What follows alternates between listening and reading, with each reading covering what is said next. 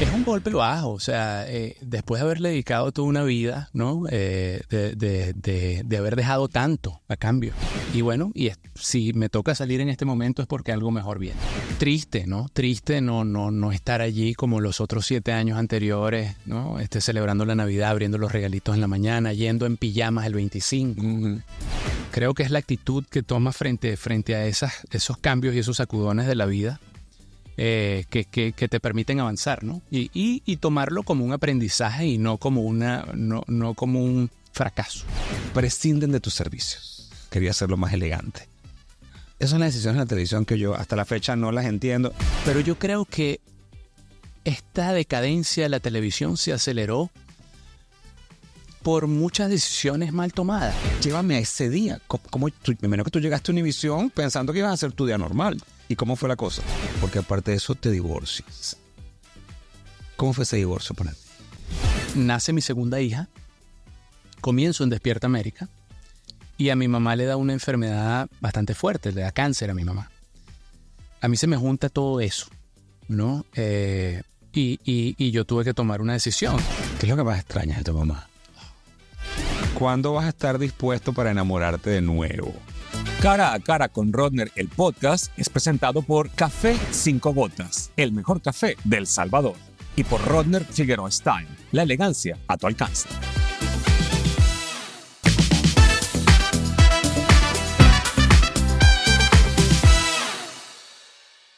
Hola amigos y bienvenidos a este nuevo Cara a Cara con Rodner, el podcast que el único propósito que tenemos es inspirarte. Suscríbete al canal, ya somos más de 300,000 en esta comunidad que lo que buscan es escuchar los testimonios de mis invitados para motivarse a luchar por sus sueños. Y hoy me complace y me llena de muchísimo orgullo tener a un compatriota.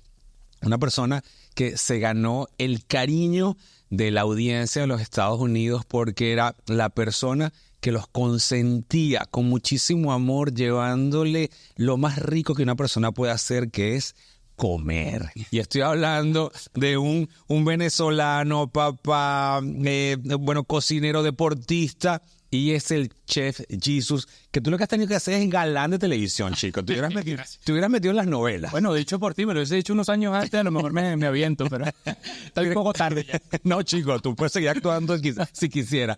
Se los digo con mucho cariño porque cuando a Chef Jesus lo sacan de Univisión, me lo consigo a los días. Y lo que yo le dije a él fue, mira, Jesus, dale gracias a Dios que no estás en la televisión, porque ahora un sinfín de oportunidades a nivel digital te van a llegar que vas a decir, wow, soy libre. Amén a eso. Y es así. Sí, mira, y gracias a Dios, yo creo que en este primer mes, porque ha pasado solo un mes, obviamente uno extraña, ¿no? Lo que tenía en esa rutina, esos amigos, esa familia que se forma allí de todos los días, 4 horas diarias, de lunes a viernes, compartiendo con esa gente, de verdad que se vuelve parte de ti, ¿no? Sin duda alguna. Pero bueno, yo tengo mucha fe, siempre he confiado en que los planes de Papá Dios para mí son los mejores, ¿no? Y así ha sido desde el principio. Así llegué a la televisión por planes de él. Si me toca salir en este momento es porque algo mejor viene. Así es, bueno, y te veo del timbo al tambo y de la seca a la meca desde que te saliste de Univisión. Ya vamos a hablar de eso, vamos a hablar de cómo, precisamente voy a hablar de cómo llegas a la televisión, porque tú no eras presentador de televisión y quiero saber esa historia de cómo fueron esos 7 años en Univisión, si te tomó por sorpresa cuando te sacaron de Univisión, en fin, toda esa historia.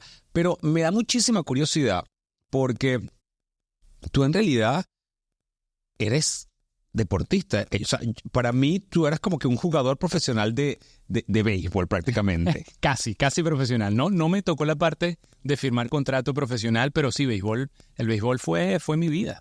Desde los 7 años que mi padre decide meterme allí en unas prácticas de béisbol en Venezuela y bueno, gracias a eso yo me enamoro ciegamente del béisbol y le dedico mi vida hasta incluso, bueno, tomar la decisión de venirme solo a Estados Unidos a los 17 años. A los 17 años, por lo que asumo que desde que entraste en esa primera vez en esa clase de béisbol a los 11, te enloqueciste y te dedicaste por completo al béisbol. Sin duda alguna. Mira, bueno, respiraba, desayunaba, almorzaba y cenaba béisbol. Y siento que ese es el impacto que tiene un deporte organizado para alguien que está en crecimiento, ¿no? Para niños. Yo siempre trataba de dar ese mensaje a padres que de verdad el deporte es algo maravilloso y mágico para la formación, ¿no? De cualquiera, hombre, mujer. Yo cuando me enamoré del béisbol, para mí eso era la prioridad. Yo dormía con el uniforme, rezaba para que no lloviera y pudiera jugar. A los 17 cuando me vengo, estaba en mi último año de bachillerato en Venezuela, que es el año en el que menos estudias. Dejo una noviecita de 2 años, mis amigos y mi familia. Mi hermano en esa época también se viene para acá, mayor que yo. Y bueno, empezamos a echarle pichón nosotros dos. Yo juego 2 años de high school, de secundaria, y después me dan una beca para jugar en un college. Y ya después decido quedarme, que para mí el béisbol, aunque no me dio un contrato profesional, me hace tomar la decisión de quedarme en Estados Unidos y eventualmente de que mis padres se vinieran a Estados Unidos. Porque claro, te ofrecen a los 17 venir con papeles Sí. legales a los Estados Unidos. ¿En qué año fue eso? Eso fue en el 2000. En plena época de Chávez. En plena entrada de Chávez, cuando que realmente Venezuela estaba en muy buena posición en esa época. Mis padres ya por retirarse, bastante estables. En esa época estoy seguro que no se hubiese tomado una decisión de venir o de emigrar, ¿no? Sí. Entonces, claro, lo ves en este punto, en este momento como está la situación, por todo lo que ha pasado en Venezuela, por todo lo que, todo lo que se ha sufrido, y que mis padres y nosotros nos hayamos ahorrado ese sufrimiento, quizás, ¿no? Eso se lo atribuyo yo al béisbol. Fíjate que cambió el rumbo de tu destino para siempre. Ahora, te quiero preguntar, no me lo contestes ahorita, pero quiero saber si lamentas no haber alcanzado un contrato profesional en el béisbol. Pero antes de esto, quiero preguntarte, ¿cómo fue tu infancia? ¿Dónde naces? ¿Cómo eras buen estudiante? ¿Eras mal estudiante? ¿Qué número eras tú de los hermanos? ¿Cómo te trataban? Bueno, mira, nací en Venezuela, en Caracas, en la capital. Uh-huh. Soy el menor de 3 hermanos. Somos 2 varones y una hembra. Mis padres no jugaron deportes. Mi papá, profesor retirado. Mi madre fue secretaria, que en paz descanse. Mis hermanos, ninguno jugó ningún deporte organizado. Fue mi papá el que me metió en el béisbol a los 7 años y como te decía. O sea, tú no se lo pediste a tu papá. No, probábamos. Incluso mi papá me metió en natación, yo jugaba basquetbol, baloncesto en la escuela. Uh-huh. La altura sirvió. Siempre fuiste alto, ¿no? Soy el más alto de la familia, sin duda. Yo no fue que lo heredé tampoco. Yo pienso que el deporte me estiró. O sea, a mí el deporte, haber hecho ejercicio y todo este tema de los deportes me da esta altura. ¿Cuánto mides tú? Porque él es como una torre. ¿Cuánto mides tú? Yo mido 6 pies, 2 pulgadas. Más el copete son 6'4". No, de verdad que eres una figura impresionante. En serio. Gracias. Bueno, eso me ayudó en el béisbol. Eso ayuda sin duda en el deporte, ayuda muchísimo. ¿Qué posición jugabas en el béisbol? Lanzador. Yo fui pitcher. Y bueno, hasta la universidad pues estuve siempre muy activo. Ya después quizás para profesional no contaba con los requisitos a esa edad, porque también tienes un límite de edad, ¿no? Si ya no firmas y eres profesional a los 16, 17, sales de la universidad a los 20, 21, tienes que estar lanzando a una velocidad bastante superior como para que te tomen en cuenta.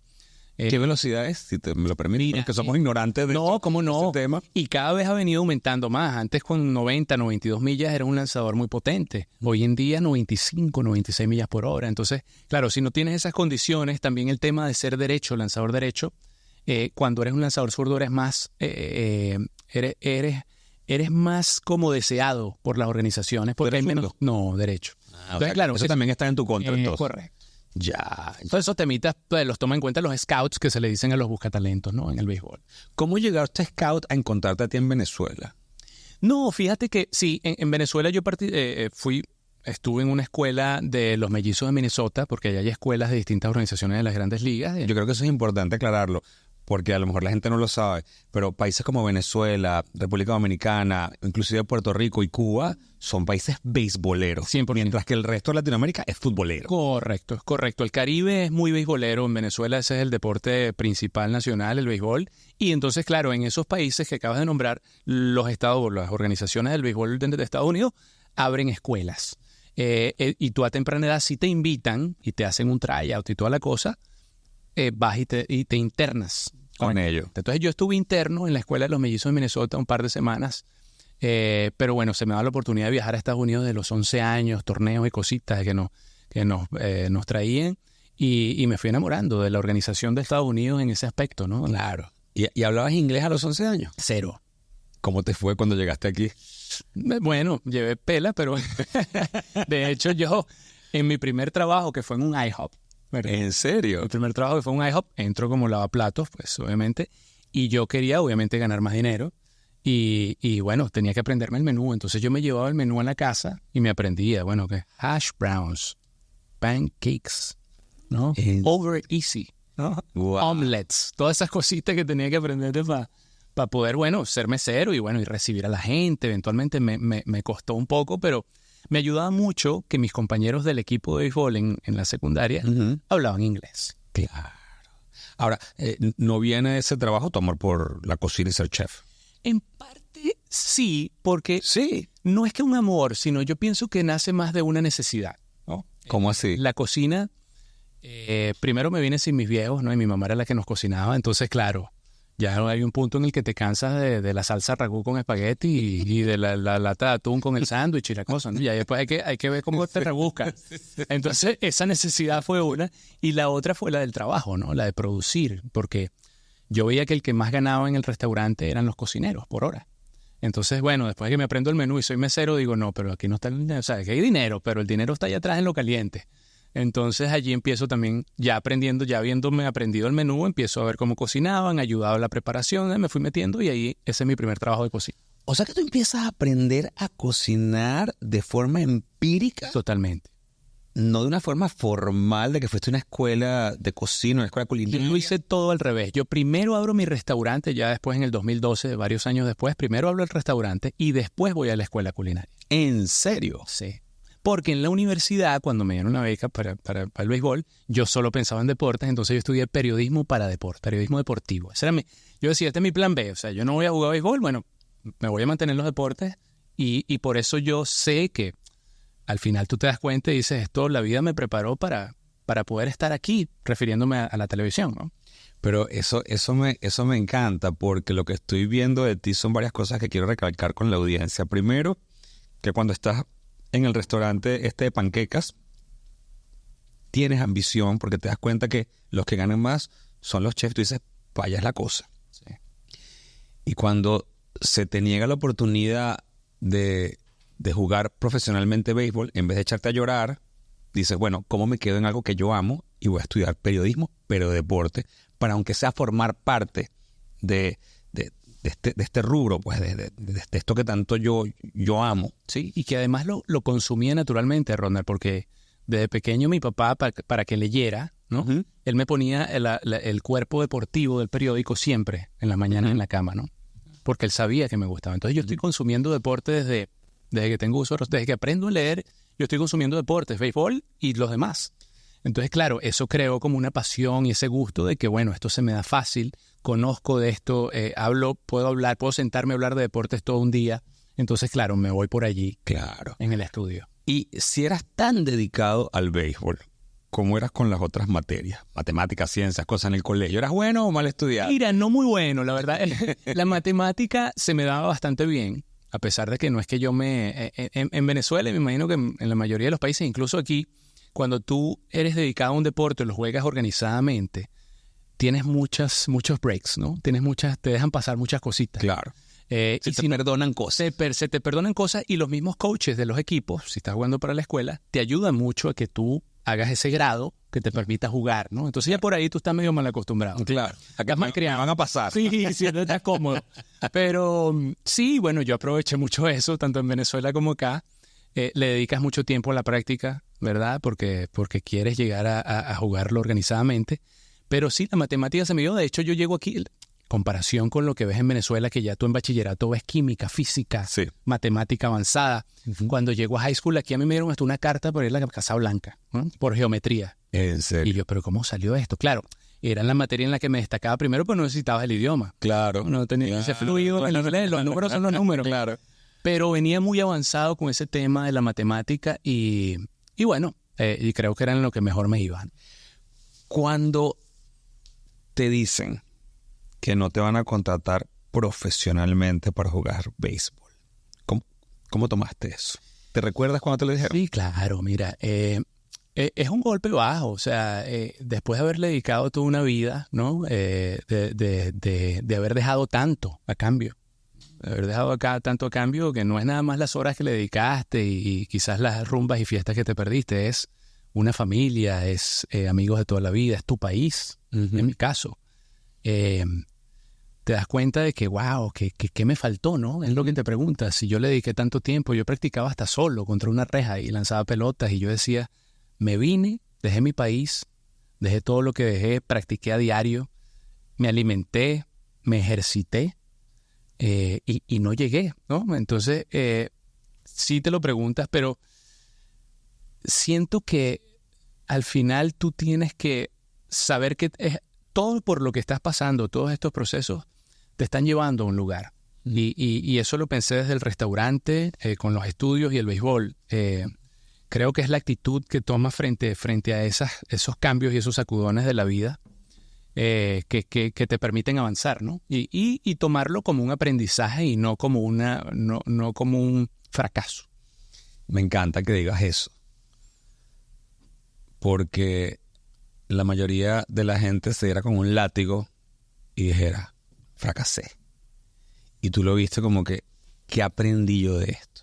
O sea, ¿qué me queda a mí de esto? Y sin saberlo, estaba cambiando el rumbo de tu destino para siempre, aunque no jugaras profesionalmente. Y yo creo, Rodner, que parte de esa actitud y ese mindset quizás que te ayuda es compararte sanamente con el resto de la gente. ¿Y a qué voy con esto? Es que, mira, yo sí, no llegué a profesional, pero ¿dónde están mis amigos contemporáneos en Venezuela? ¿Qué están haciendo? Los que se dedicaron al béisbol, que se quedaron allí, ¿qué están haciendo? Yo tengo una posibilidad infinita en este país, logré quedarme, se vinieron mis papás. Entonces tú empiezas a ver todo lo que te dejó positivamente y no el fracaso o no la parte mala, digamos, y te empiezas a comparar, ¿no? ¿Dónde está mi amigo Iván? ¿Dónde está José Antonio? ¿Dónde está no sé quién? Wow, estos panas están allá tratando, están en una marcha, están tirando piedra. Ves al lado y quizás los muchachos que estuvieron contigo aquí en college no tienen a su familia, quizás no lograron venirse de su familia. Entonces tú empiezas a verte en una posición privilegiada, a pesar de lo que haya pasado, ¿no? Y yo creo que eso te llena mucho de fuerza. Como digo yo, empiezas a ver los pequeños milagros. Es correcto. A veces uno no cuenta las bendiciones que tiene. Sí. ¿Cuándo entonces empieza esta transición bien formal de el deporte a la cocina? ¿Cómo entras tú de lleno en la cocina y cómo se te ocurre abrir un restaurante que es de los negocios más complejos que hay en el planeta? Sin duda alguna. Sí lo dijiste bien. Del atrevimiento, no sé, de la oportunidad, yo lo conversábamos. Uno a veces piensa en ese momento. Yo abrí el restaurante en el 2012. ¿Y por qué te sale a hacer un restaurante? Porque, o sea, no es como que habías estudiado primero la carrera y dices, bueno, ahora voy a hacer el restaurante. O sea, lo hiciste a la inversa. ¿Por qué? Te digo por qué. Mira, yo, y ahora lo entiendo aún más. La carrera de la cocina es una carrera práctica, no teórica. Hay libros espectaculares, cada vez se perfeccionan más las cosas, las técnicas, los estilos de cocina. Antes se basaba quizás en la cocina francesa, italiana, la base, y ahora está la gastronomía molecular, la mezcla del Nikkei, que es japonés-peruana, todas estas cosas. Y sí, ha evolucionado muchísimo, pero sigue siendo una carrera muy práctica, en mi época más aún. Y yo sentí que con la experiencia que había ganado en los restaurantes, además después de eso trabajé en dos empresas de distribución de alimentos bastante grandes que distribuyen a nivel nacional. Yo vendía desde la papelería hasta la mesa, la comida. O sea que entendías los requisitos de un restaurante. Totalmente. A través de la parte administrativa de los... Correcto. Entonces, es correcto. Después de haber aprendido la parte de hands-on del restaurante, pude aprender la parte de back of the house y las cosas que te enseñaban quizás el costo, el poder adquisitivo, los precios, los márgenes, porque era vendedor y entonces yo tenía que ir a venderle a hoteles y restaurantes y tocar la puerta y hacer la demostración al chef. Claro. Entonces, claro, vi las dos partes del negocio, me enamoro de la cocina cruda, fría, después de haber trabajado en la cocina caliente y llevaba bastante palo, me presentan esta cocina zen, ¿no? Muy asiática, donde el chef está al frente de la casa también, que tú los ves en los bars de esos. Sí. Yo estás disfrutando de la gente, viendo la cara del comensal, el ambiente y la música. Totalmente distinto a esa cocina de gritos y estrés. Y De la que vemos en la serie de Bear. Como correctamente, muy real esa serie, Sí, muy sí, sí. sumamente real. Y bueno, me enamoro de ese estilo de cocina y digo, mira, aquí hay una oportunidad, aquí hay de negocio, de producir, de tener mi propia empresa y me lanzo, ¿no? Fue un restaurante pequeño, sin mucho o sea, eran ahorros muy limitados. Ahí iba yo, porque montar un restaurante necesita y requiere un capital importante para montar ese monstruo. Sí. ¿Y Por eso te digo que hoy en día, si lo pienso, diría, yo no sé cómo hice y por qué. Pero me atreví y se logró. Oye, 6 años tuve el restaurante. 6 años. 6 años. O sea, eso fue exitoso. Fue bastante exitoso y yo diría que no. ¿Cómo se llamaba? Ikura. Ikura es el huevito del salmón. Ajá. Un ingrediente para el sushi. ¿Y dónde estaba? En la ciudad de Coral Gables. Ya. Bastante exigente esa ciudad en cuanto a permisologías y todo este tema que también lo hice yo desde cero. Yo me iba para la ciudad a sacar mis permisos, a pasar la inspección. Todo eso fue una escuela muy bonita. Y a pesar de que un restaurante pequeño, pues, ¿no? Porque también mis limitaciones, lo abrí con muy poco, con ayuda de mis hermanos, quizás en temas de organización, de armarlo. Mi hermana me ayudaba, porque además mantuve mi trabajo del día. O sea, yo para no desangrar el negocio, cuando tú necesitas, obviamente, y tienes una familia, necesitas tu salario, tus beneficios. Yo todavía trabajaba por una empresa y en la noche me iba a hacer el shift de la cena cocinando. O sea que en ese momento ya estabas casado. Sí, justamente ese año me casé después de abrir el año que abro el restaurante. Ah, sí. O sea, 2012. bueno, vamos a recapitular. ¿Cómo conoces a tu esposa? Bueno, a mi esposa, ex esposa. ¿Sabías que el buen café es como el buen vino? Por eso nuestro café 5 gotas cosechado en el volcán de Santa Ana a una altura extraordinaria es un café especial que tiene unos aromas maravillosos. Yo no puedo dejar de disfrutar cara a cara con Rodner sin probar café 5 gotas. Así que si quieres probarlo, visita 5gotas.com y descubre la delicia de este café. Ex esposa, ¿verdad? Corrección, ex esposa. ¿Cómo conoces a la que en su momento era tú? Sí, la conozco acá en Miami por medio de amigos, salidas y cosas que empezamos a salir en grupo y bueno, nos conocimos, comenzamos a salir, nos gustamos y bueno, empezamos a salir juntos allí por un par de años antes de casarnos. Nos casamos en el 2012 también. Y sí, ese fue un año en el que se me juntan muchas cosas, pero es lo que te digo, ¿no? Como uno se atreve sin tener... Sin sacar tantas cuentas, ¿no? Sin ponerte a... Que si lo analizas no lo haces. No lo terminas haciendo, es lo que te digo. Uno se avienta y bueno, y no sabe que está corriendo un riesgo, pero también estás pensando mucho más en esa posibilidad y en eso que podría hacer, ¿no? ¿Y ella te apoyaba en el restaurante? Sí. ¿O no tenía nada que ver con su trabajo? No tenía nada que ver con su trabajo. O sea, yo empezaba en el restaurante, llegaba hasta la noche a la casa. Ella no pertenecía o no trabajaba en restaurantes, ni mucho menos, ni tenía ese conocimiento, pero en el sentido de que por lo menos lo aceptó, porque también te estás quemando en un negocio como ese. Y es lo que te iba a preguntar, porque para una pareja recién casados, tú salías en la mañana a tu trabajo regular, luego te ibas a la noche al restaurante a cocinar, cerrar el restaurante, llegarías a tu casa que no querrías que ni te dijeran ni pío. Solo eso, los fines de semana. Los fines de semana también estás dedicado al restaurante, es tu negocio y lo tienes que echar para adelante. Entonces, sí hubieron muchas limitaciones. Entonces, fue un trabajo, digamos que sí, o sea, se hizo en conjunto. Uh-huh. Y yo creo que es la única forma quizás de tu poder dedicarle el tiempo, ¿no? Sin duda alguna, porque si no, entonces también se convierte en otro obstáculo, ¿no? Si no hubiera estado abierto por 6 años. Claro. Es la dedicación, la entrega, el sacrificio. Pero cuando tú eres emprendedor, y por eso te doy las gracias de que estés aquí hoy, porque creo que este testimonio le va a servir a mucha gente. Cuando tú eres emprendedor y crees en algo, tienes que sumergirte de lleno. Sin duda alguna. En ello. ¿Cuándo sentiste tú en un momento como que Ikura ya está o fue gracias a Ikura que entras a Univision? Totalmente. Entonces ahí vamos a la segunda diosidencia. Ajá, la diosidencia. El béisbol me trae a Estados Unidos, digamos, no me hace contrato soñado. Uh-huh. Y por su parte Icura, hubo un año muy, muy, muy tenso allí para mí. Esa calle donde estaba Icura... ¿Qué calle era? Giralda. Pues una calle, para los que no son de Miami y los que son de Coral Gables, de Miami, Giralda es una calle importante culinaria en la ciudad de Coral Gables. Puros restaurantes que la convierten en una calle peatonal. Uh-huh. Antes había tráfico. Uh-huh. Hacen ese proyecto que para mí era bastante ambicioso, tenía muchas esperanzas en ese proyecto, pero bueno, como muchas cosas acá, sobre todo de construcción, te prometen que en unos 8 meses más o menos se terminaba el proyecto. Eso terminó haciéndose en 2 años. Entonces, claro. ¿Cómo hacía la gente para llegar a tu restaurante? Bueno, dependía mucho del takeout, del delivery. Fue prácticamente una pandemia adelantada para nosotros ahí en ese bloque, ¿no? Que fue la construcción. Entonces, claro, eso afectó muchísimo.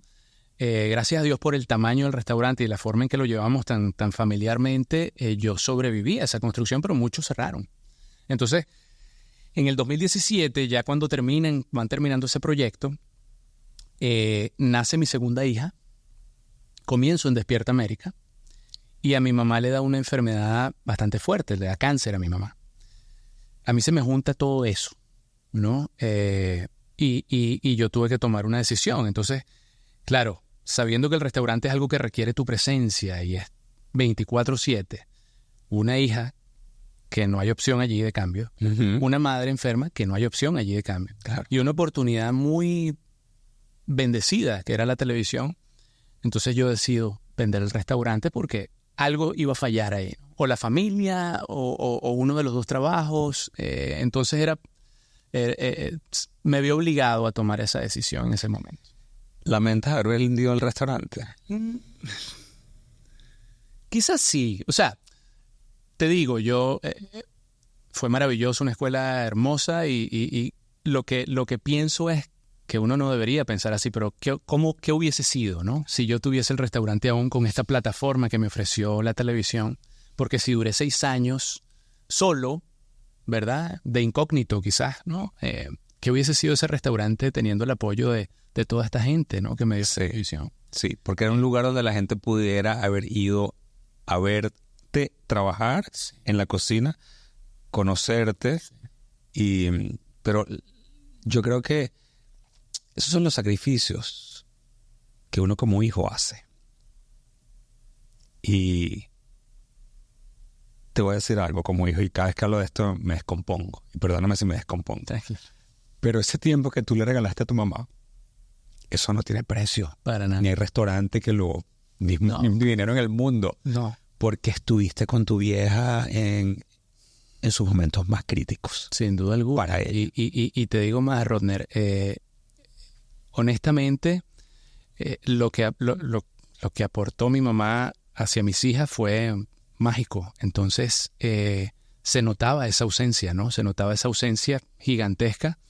Y allí es donde, bueno, ya uno tiene que tomar esa decisión, ¿no? De estar más presente, Uh-huh. ¿no? No solo para mi mamá, sino también para las niñas que contaban y que dependían tanto de esa abuela. Entonces, sí, sin duda alguna... Y viví un poco de lo que fue la visita de los amigos. Mira, yo recuerdo cuando apenas comenzaba en Despierta América, Raúl González, Ana Patricia, Alejandro Chaguán, todos ellos iban a Icura y yo me sentía maravilloso porque, bueno, mientras lo tuve, el restaurante era mi prioridad. Claro. ¿No? Lo extra y lo agregado era la televisión y el show. Entonces, claro, obviamente era mi prioridad y yo lo disfrutaba al máximo. Pero bueno, fue una gran escuela y uno de mis deseos ahora, que no estamos en la televisión, no lo tuve durante la televisión, dirán, bueno, pero ahora no está en la televisión, vamos a volver al restaurante. Pero sí, es un proyecto que deseo, volver a abrir mi restaurante, ahora con otro conocimiento y otras posibilidades, ¿no? Claro, y ojalá que así sea y que estoy seguro que así será. Sí. Y detrás de eso va a estar tu mamá y empujándote y ayudando. Siempre ha estado. ¿El cáncer de tu mami fue violento? ¿Se la llegó rápido o no? ¿Cuál fue? ¿Qué tipo de cáncer fue? Páncreas, que muy agresivo, pero mi mamá fue un roble. Ella duró 4 años. Ella, y ojo, y 4 años no de andadera y atendiéndola, no. 4 años igual cuidando, o sea, pasó por el proceso de la quimio y toda su cuestión, cumplió con su reposo, pero ella se levantó y después 3, 4 años más cuidando a las niñas, bañándolas, cargándolas. Fue sumamente valiente y fuerte. Y al final, cuando le regresa 4 años después, sí fue muy rápido, ¿no? O sea, y yo creo que eso fue de los temores de mi mamá, y que siento que quizás uno cuando llegue a esa edad lo tiene, es no ser dependiente de nadie. Ese miedo a que te tengan que llevar, cuidar, bañar, eso era, para cualquiera, yo creo que eso es el temor más grande de la vejez. Y mi mamá, mira, cumplió su deseo. Ella no...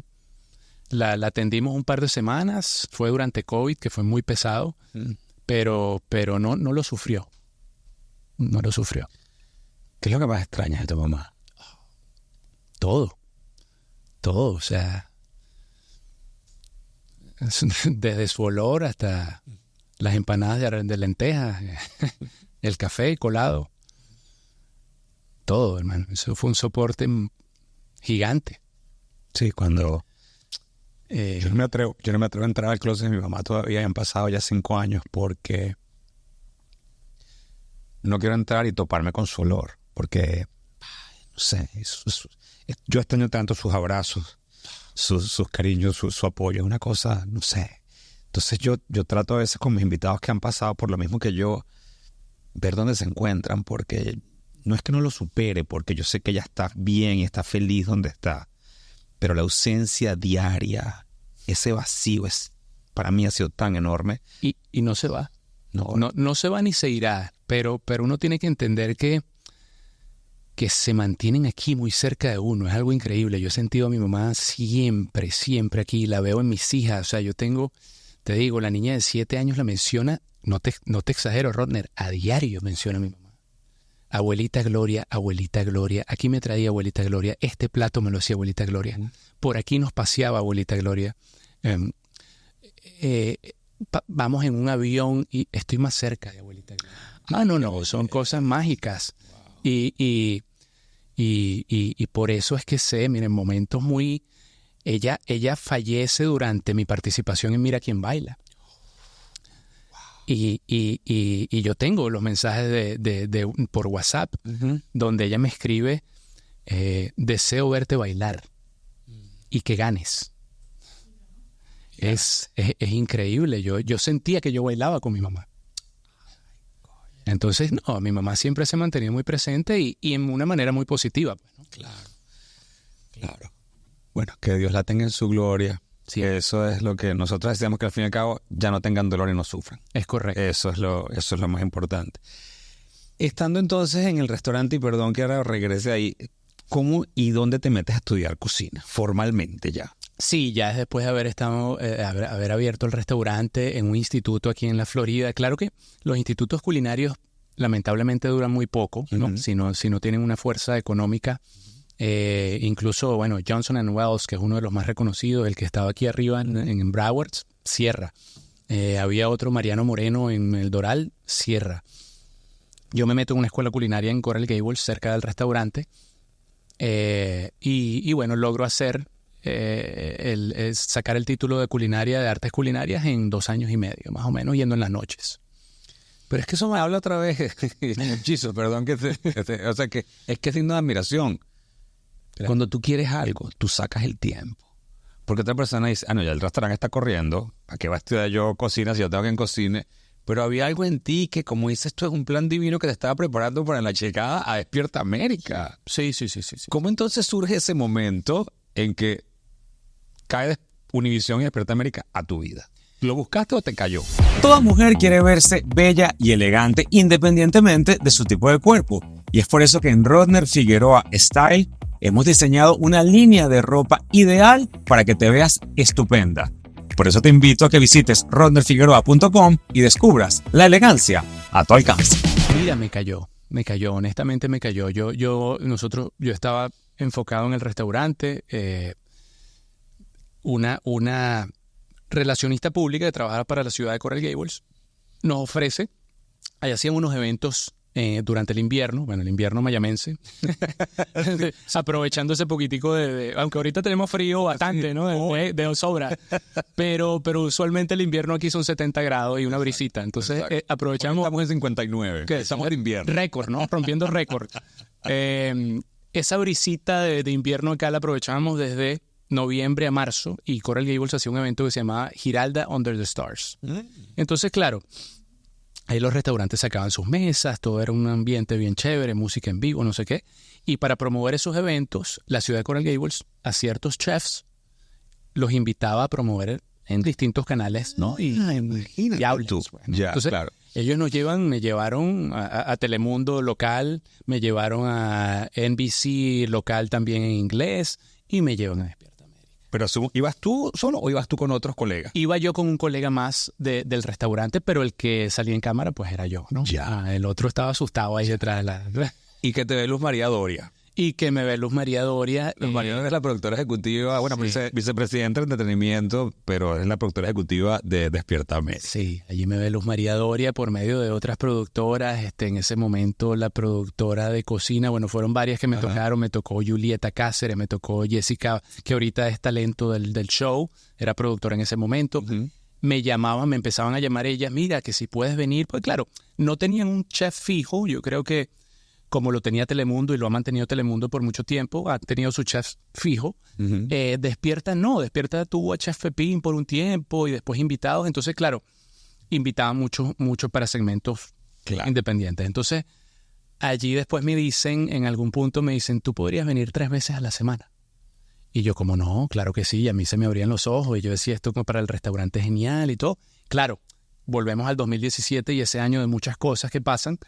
Y bueno, yo ahí con las uñas, ¿no? Cómo cumplir, pero bueno, en ese punto tenía 3 trabajos, porque entonces tenía las madrugadas de 3 veces a la semana, más el trabajo del fijo, y en la noche el restaurante. Entonces, ahí se me empezaba a enredar un poco el papagayo. Pero lo que me encanta de esto, y es lo que te quiero preguntar, y me dirás si estoy equivocado o no. Una cosa es cocinar aquí, en privé, sin que nadie te vea, y otra cosa es cocinar delante de un set de televisión, todo el bululú de gente que hay detrás de las cámaras. En vivo. ¿Sientes tú, y en 5 minutos, Es correcto. sientes tú que el hecho de tú haber jugado béisbol ante un público te ayudó a no tener miedo en ese entorno de estar en un plato de televisión o en un set frente a gente? Sin duda alguna. Sin duda alguna. El miedo escénico allí pasa a otro plano. No es que se va. Los nervios y bueno, eso es la sudoración al 3000. Pero no solo eso, Rodner, también las clases de periodismo, porque yo había llegado a algún punto a leer teleprompter. Yo sabía lo que era un teleprompter, que era escribir una nota, quizás cómo se producía un paquete. Yo entendía muchas cosas ya cuando llegué ahí, indirectamente, porque nunca lo ejercí. Pero sí hubieron clases en las que uno se paraba y leía teleprompter y veía la cámara y el bombillito, qué significa el bombillito. Entonces, claro. Tenías una noción, algo, claro que sí. Entonces, bueno, no es que será fácil, pero para mí, y ahora, después de que me dieron la oportunidad, pues entonces después se enteran que me gustan los deportes y me meten a hacer segmento de deporte. Recuerdo. Se enteran de que hago ejercicio, entonces haga el segmento de ejercicio. Que eres papá, bueno, entonces métete en el panel de papá. Y entonces ya al fin te haces parte, ¿no? Sí. Pero para mí, sin duda alguna, el segmento más difícil es el de cocina. Porque en esos 5 minutos tú tienes que tener los ingredientes de cero, un punto medio para la que te vaya entendiendo la gente la receta, el plato final, y en esos 5 minutos te están gritando y te diciendo 3, te quedan 3, muévete, se te va, se acabó, despídete, bye bye. Aquí.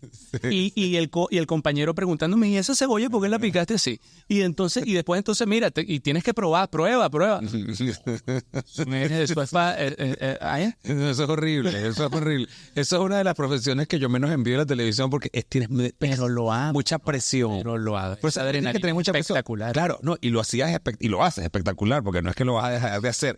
Pero el tema es que tienes que entregar un producto terminado. Eso en televisión se llama un demo, cuando tienes que hacer. Y esos son los peores segmentos. Cuando yo era productor de televisión, yo odiaba hacer demos, porque en la limitación de tiempo tú ves como la gente al final termina atropellado y no termina. ¿Cuántos platos hiciste tú que no terminaron de salir? No, infinito, infinito. Y olvídate de la salsa que no se licuó.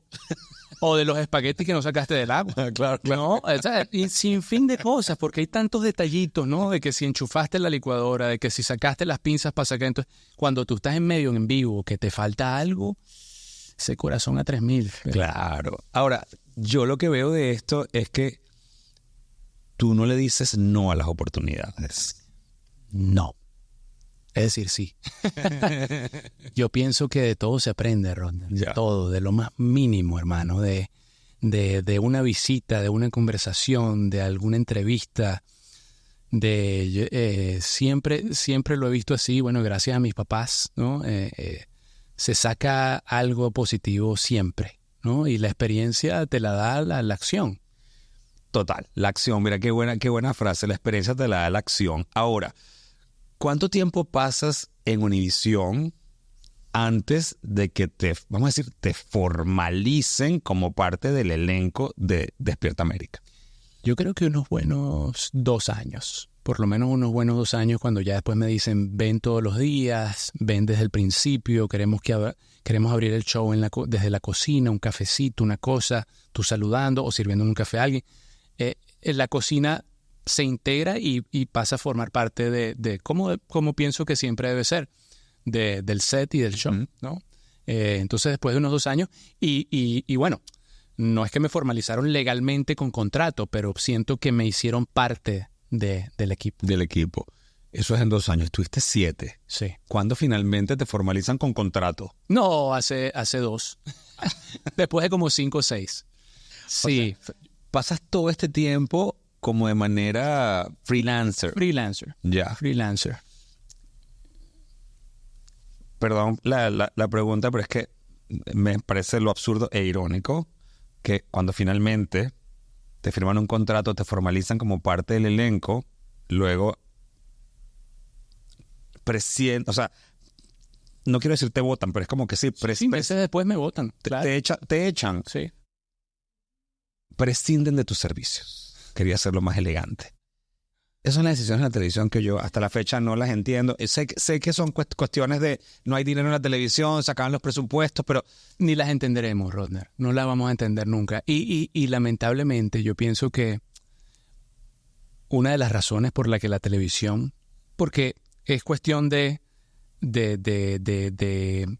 quizás de generaciones o de evolución, que sí, la televisión pasa ahora, se ve más streaming, hay plataformas, ya los niños, mis hijas no saben lo que es un canal de televisión, ni lo que es cable, ni lo que es un control de televisión. Pero pregúntales por YouTube. Se lo saben completo. Entonces, claro, ya ese tema del horario, de sentarte, viene a las 5 el show que quiero ver, la novela, eso ya no.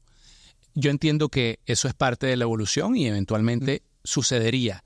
Pero yo creo que esta decadencia de la televisión se aceleró por muchas decisiones mal tomadas, ¿no? Y no lo digo por mí, ni por mi salida, ni por mucho menos. Simplemente que siento que pudo haberse tomado un poquitico más o sacado más de provecho a lo que es la belleza de la televisión.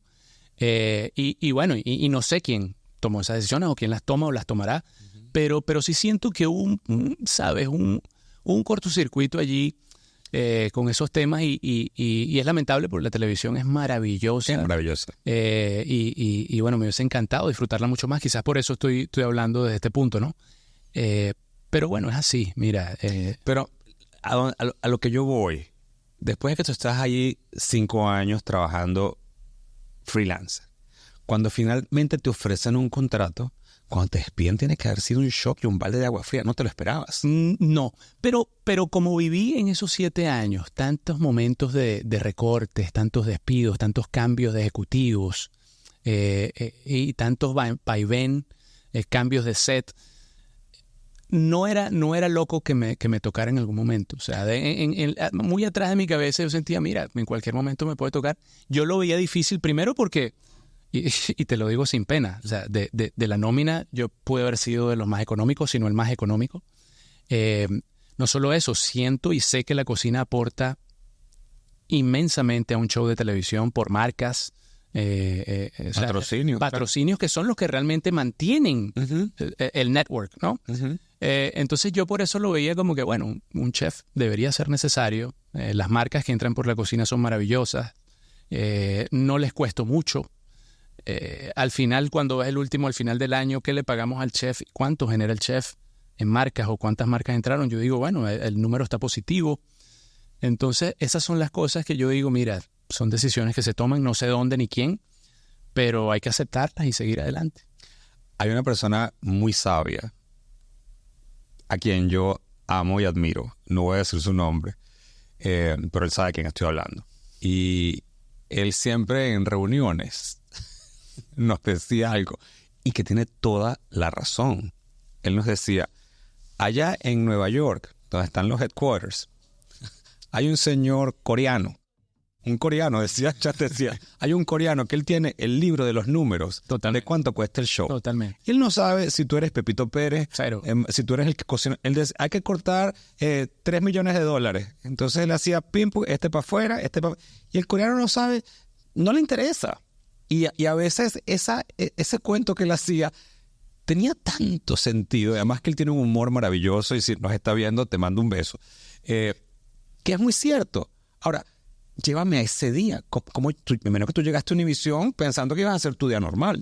¿Y cómo fue la cosa? Bueno, sí, no. Ya habíamos pasado un par de semanas tensas allí, con que se venían recortes, con que venía un momento muy crítico, con que y eso es gracias a la confianza y a la relación que creamos ahí en Despierta América, donde se hablaba con mucha claridad y mucha transparencia, digamos, ¿no? Entonces... Sí me impresionó por esto que te digo, ¿no? Porque yo digo, bueno, si no les cuesto tanto, si de verdad quizás aportamos de cierta forma a la cadena, esto y lo otro, y estoy dispuesto a hacer siempre todo, y si es reality, es reality, y si es comercial, y si es una alfombra, o sea, amaba lo que hacía. Uh-huh. Quizás sí no estaba completamente, ¿sabes? Como que preparado, pues, para la noticia, pero mira, fue así, una mañana. Me dice mi jefa Luzma, me dice, mira, tenemos que hablar. Y yo lo que le dije fue, bueno, hoy es el día, ¿no? De los recortes. Y sí, ya en ese momento entendí que me había tocado. Obviamente ella sufriéndolo bastante, dándome la noticia. Tenemos una relación bellísima. Uh-huh. Y siempre me ha cuidado muchísimo Luzma. O sea, de todos estos años que yo pasé ahí, prácticamente le debo los 7, porque bueno, no solo me da la oportunidad y descubres muchas cosas de mí, sino que me cuidó, pues. Uh-huh. Pero bueno, le tocó darme esa noticia y hasta ese día, el 3 de diciembre, fue mi último día en Despierta. En medio del show, porque bueno, así lo hacen o así toca, hice mi último segmento. Ella me dio la oportunidad de... incluso me dijo, ¿te quieres despedir? Yo esto no lo hago. Así, de la nada, así como que, bueno, despídete en cámara, pero si lo quieres hacer, hazlo. Yo le dije, no creo que me sienta en condiciones para despedirme de la cámara, pero sí quisiera hacer este último segmento de deportes que venían ahí. Uh-huh. No había segmento de cocina ese día. Hice el segmento de deportes y me despedí. Me despedí de los compañeros, pues ya después nos fuimos a negro. ¿Y no lamentas que no te despediste de tu público? Mira, Sí, pero lo hice por redes y siento que... ¿Lo monetizaste? ¿Ah? ¿Lo monetizaste? Buena pregunta. Claro. O sea, te vas a ver que tienes una cosa aquí que me... Es el suéter ya. La bufanda que me deja pelito. Ajá, entonces... Mira, lo hice por las redes sociales. Yo sí moneticé la mía cuando me sacaron de Telemundo. Tú monetizas todo. Tengo que aprender un poco más de ti.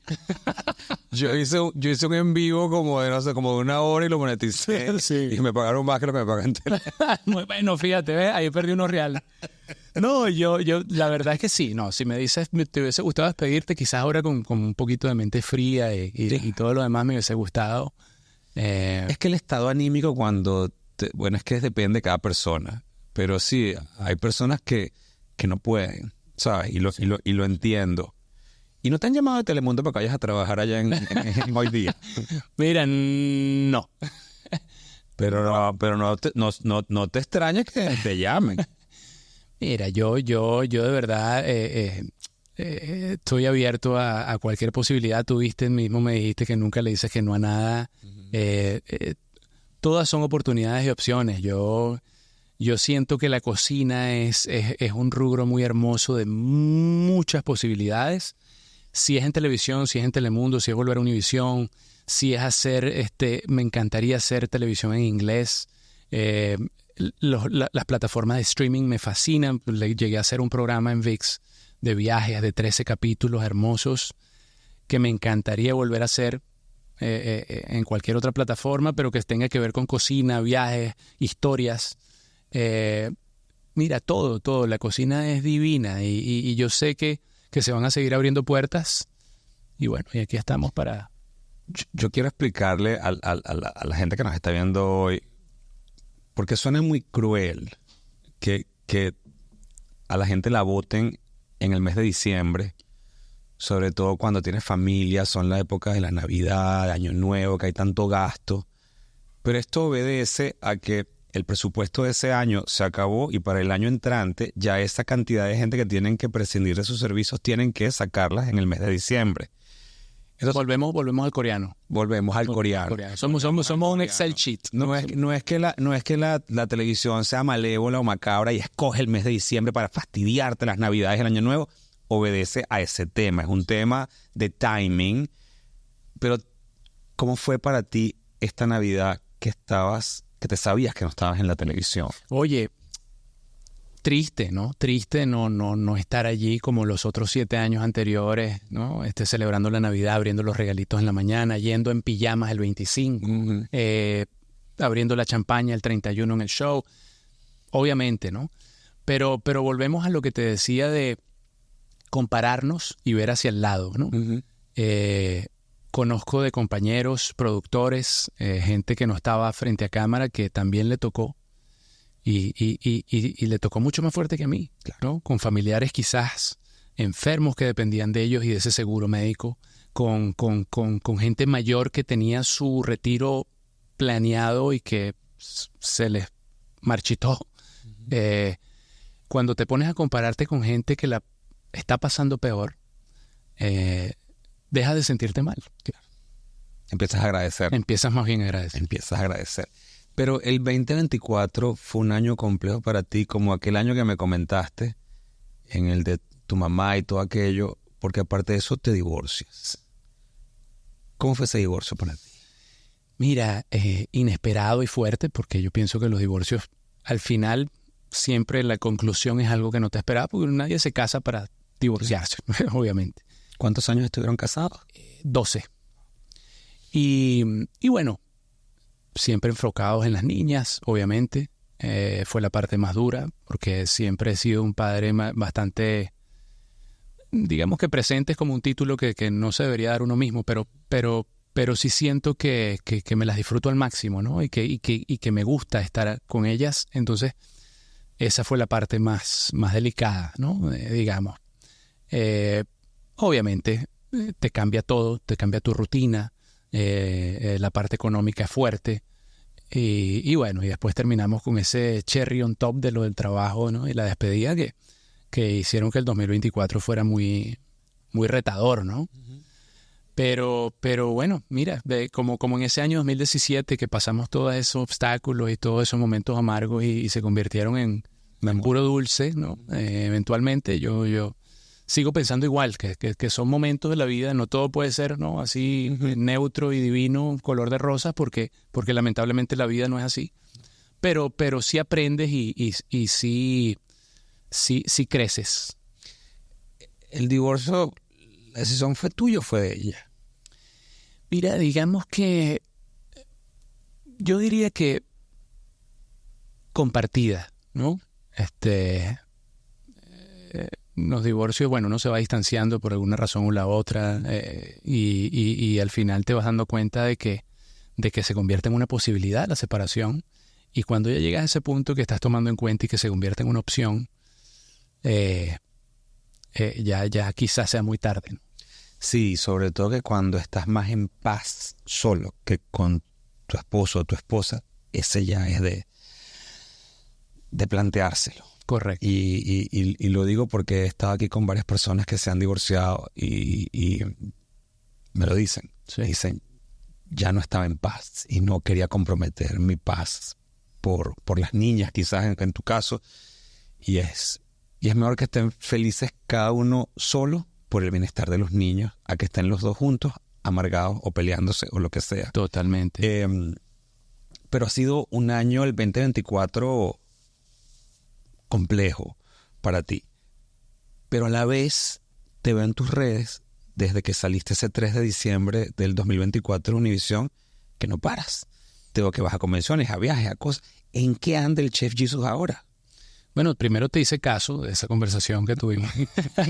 Te lo agradezco. No, yo a ti.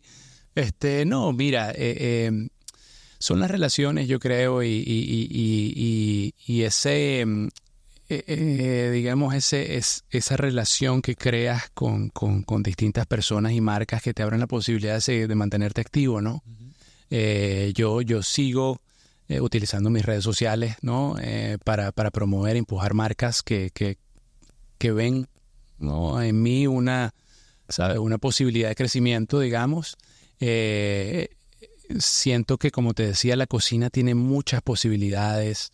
Negocio de restaurante que quisiera volver a él. Marca propia. Uh-huh. Impulso de marcas ajenas en colaboración. Shows en nuevas plataformas. Vuelvo a hacer con las marcas, si me lo piden, televisión. Entonces yo pienso que, bueno, Chef Jesus está preparándose, ¿no? Quizás me encantaría trabajar en inglés en algún show. Ya lo has dicho 2 veces. Sí. Creo, si no me equivoco, y no es que yo sea brujo ni mucho menos, pero creo que ese fuera lo mejor que pudieras hacer. Porque primero que eres un tipo apuesto, simpático, caes bien, talentoso en lo que haces, y no hay cosa que le encante más a un americano que esa receta en una sola persona. Sí, sí. Y tú lo tienes.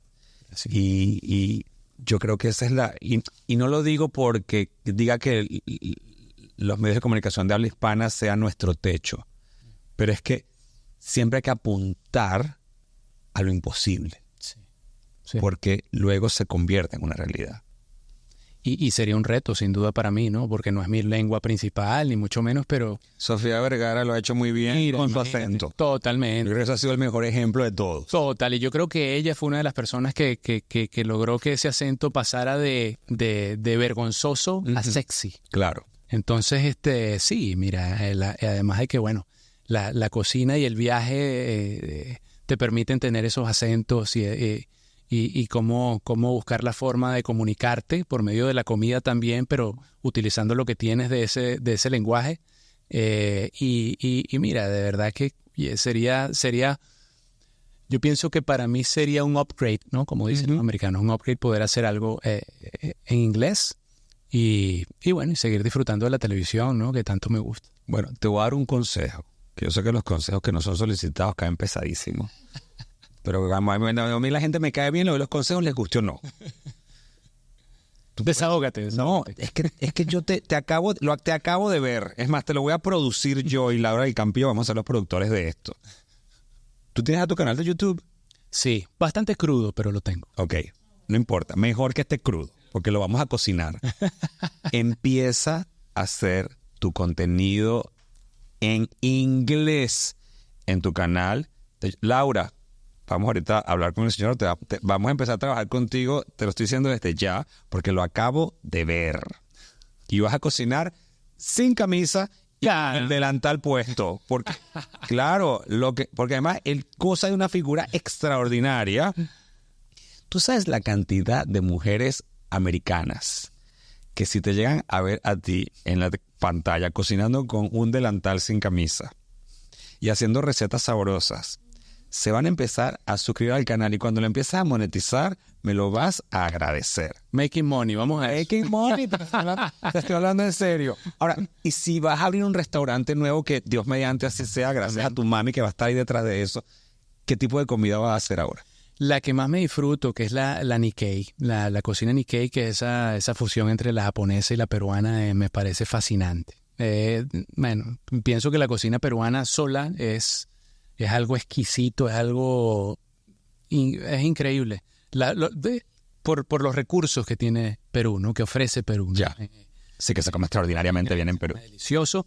Y bueno, y cuando lo mezclas con esa influencia japonesa asiática que tienen allá en Perú, pues nace esa cocina Nikkei y esa es la que me encanta. Ok, yo les voy a hacer a ustedes una solicitud. Aquí en los comentarios, déjenme, si ustedes quieren, que nosotros hagamos una prueba piloto de ese show que yo me acabo de inventar en mi cabeza con el chef Jisoo. Lo vamos a hacer en español. En el primero, es más, lo vamos a hacer en español y en inglés. Díganme ustedes si quieren que lo hagamos. Y si ustedes de manera muy repetitiva dicen que sí, ¿verdad? De una manera abrumadora, nos vamos a comprometer a hacerlo. Vale, sí. Y que sea el inicio de una colaboración profesional que yo estoy convencido que va a ser, como dicen en lenguaje coloquial, un palo. Buenísimo. Así que déjenlo en los comentarios si lo quieren. Mira, Jisoo, te quiero agradecer y quiero reconfirmar algo. Sí. Cuando yo le invité a él a este podcast, por eso quiero dejarlo por sentado, él me dijo, Rodner, te prometo que voy.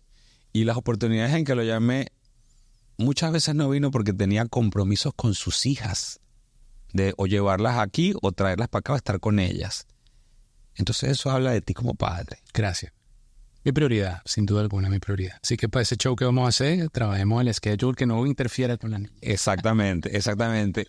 Y por eso, de verdad, te agradezco tanto que estés aquí a tan solo semanas de que ya no estás en Univision, porque mucha gente a lo mejor no quisiera hablar del tema con tanta franqueza y tú has sido muy honesto y muy sincero en contar lo que fue tu experiencia. Pero lo más importante de esto es el mensaje que se lleva a la gente hoy con tu testimonio de nunca tirar la toalla y siempre decirle que sí a las oportunidades. Sin duda alguna. Algo bueno sale siempre. Exactamente. Siempre termino el podcast. Bueno, porque yo sé que las mujeres que son fanáticas tuyas no me van a perdonar si no hago la pregunta. ¿Cuándo vas a estar dispuesto para enamorarte de nuevo? Bárbaro. Buena pregunta. Mira, yo pienso que eso no es que uno decide ni pone una fecha. Yo pienso que ese momento llegará solo, como tiene que llegar. Para mí no es algo que se planea. Y bueno, siempre y cuando no interfiera con mi mayor amor, que son mis hijas, ¿no? Uh-huh.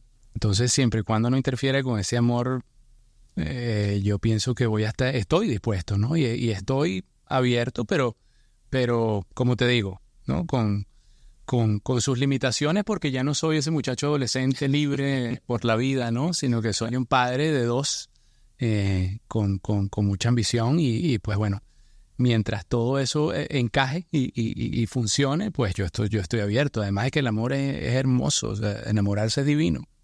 Y les digo algo, porque no es por nada. Él es una persona que es como dulce, es como transparente. Porque yo con ese físico estuviera por ahí cacheteando así, ¿sabes? Más sobrado. Si con esto que tengo voy sobrado, imagínate con aquello. De verdad. Y eso habla muy bonito de ti, de la persona que tú eres y de la crianza que tuviste de tus padres, ¿sabes?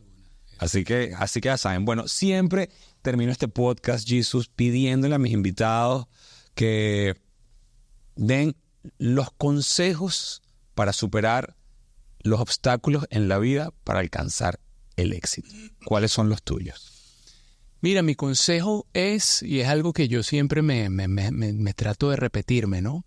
Y es actuar basado en esto, ¿no? Las condiciones de tu comienzo no dictan el resultado de tu futuro, ¿no? Si comenzamos como lavaplatos, no quiere decir que nunca vamos a poder ser dueño de un restaurante. Si comenzamos como cocinero part-time de un show, no quiere decir que no lleguemos a ser parte de un equipo como talento. Uh-huh. ¿Sí? Y así sucesivamente. Si comenzamos en la banca jugando como extra, no quiere decir que nunca vamos a llegar a ser la estrella de ese equipo. Y así sucesivamente. Yo pienso que todo tiene un proceso y que lo último que se pierde es esa esperanza de llegar a esa meta, ¿no? Y te agradezco tanto porque eso va tan alineado con este podcast. Y es que independientemente de la circunstancia en la que tú te encuentres en este momento, no te desmoralices. No te desmoralices porque estás recorriendo el trayecto de tu vida hacia donde vas. Las metas te las tienes que poner tú, no las circunstancias. Y eso es lo que tú has dicho el día de hoy y que ha sido tu ejemplo de vida. Así que gracias por estar acá. Bueno, vamos a hacer proyecto. Ya te puse en el compromiso. Pero así lo piden, porque si nadie pone un comentario ahí, tampoco que vamos a obligar. Atención, mujeres. Dice aquí que tiene nuevo proyecto de clases de cocina. Bueno, eso es entre las marcas, entre las... Bueno, ya, si lo puedes adelantar, dilo, porque por supuesto. Y ya empezó, sí. Bueno, eso es con una marca de un proyecto. Se puede decir la marca, que no hay ningún problema. No hay problema. Bueno, se llama Aprende Institute y, bueno, lo hace Ana Patricia, que ha estado contigo, Alejandra Jaramillo, que también es Univisión. O sea, es un grupo de nosotros que cada uno se dedica a algo, bien sea maquillaje, bien sea ventas. Y de clases de cocina ahí. Sí, hay unas clases magistrales de cocina y bueno, ayudamos a promover esa plataforma. ¿Y como que qué platillos vamos a aprender ahí? Bueno, hasta ahora más que todo repostería, estamos haciendo masas, estamos haciendo panes, postres, que básicamente es lo que se facilite para la gente, lo puede hacer desde casa, ¿no? Ya. Y entre esas mi hermana es un ejemplo. Mi hermana estuvo en Aprende Institute, también tomó su curso, hace postres de la casa y los vende. Ay, mira qué interesante, eso me encanta. O sea que tu hermana es emprendedora. Claro. Basada en este instituto. Sin duda alguna, ella tomó sus clases en Aprende Institute. Después de que yo vendo y vendemos el restaurante, ella comienza a hacer postres de casa y tiene años dedicándose a eso. Wow. Bueno, miren, si ustedes quieren hacerme un favor, es más, no a mí, a Jesus. Síganlo en sus redes sociales. Gracias. Escribe tú porque la gente no sabe cómo se escribe. Claro, es @chefjesus. Claro, a mí me dicen Jesus de cariño siempre desde toda la vida, pero es Jesús, J-E-S-U-S. Pásame el teléfono, Laura, para ponerlo, para que lo muestre, para que la gente lo siga.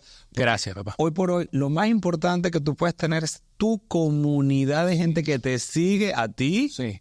Que te sigue a ti y que son esas personas que creen en ti y te apoyan. Yo les agradezco tanto a todos ustedes por ver este podcast, porque ya somos más de 300,000 personas en menos de 2 años. Bárbaro. Sí, y es precisamente que ven acá, déjame buscar aquí. Chef Jesús. No, yo sé, pero déjame buscar acá. Chef Jesús, aquí está.